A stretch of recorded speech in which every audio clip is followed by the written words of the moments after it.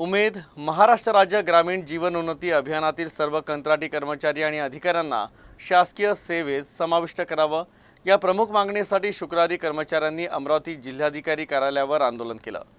उमेद महाराष्ट्र राज्य महिला आणि कर्मचारी संघटनेच्या वतीनं हे आंदोलन करण्यात आलं। उमेद महाराष्ट्र राज्य ग्रामीण जीवनोन्नती अभियान राज्य शासनाच्या ग्रामविकास विभागामार्फत संपूर्ण राज्यभर राबवलं जातं। या अभियानातून ग्रामीण भागातील महिलांच्या सर्वांगीण विकासासाठी सक्रियतेने काम सुरू आहे। अभियानात 3000 अधिकारी आणि कर्मचारी गेल्या 10 वर्षांपासून कंत्राटी स्वरूपात काम करत आहेत। 84 लाख कुटुंब या अभियानात समाविष्ट आहेत। सर्व कंत्राटी कर्मचाऱ्यांच्या गेल्या 3 वर्षांपासूनच्या विविध मागण्या शासन दरबारी प्रलंबित आहेत। नुकतंच जुलै 2024 मध्ये आझाद मैदान मुंबई इथं अधिवेशन काळात आंदोलन करण्यात आलं होतं।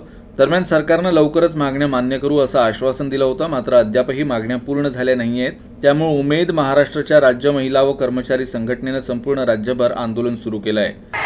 उमेद अभियान उमेद अभियान उमेद अभियानाचा उमेद अभियानाचा उमेद अभियान 10 वाजतापासून आपण पावसात या ठिकाणी भिजत बसलेलो आहोत।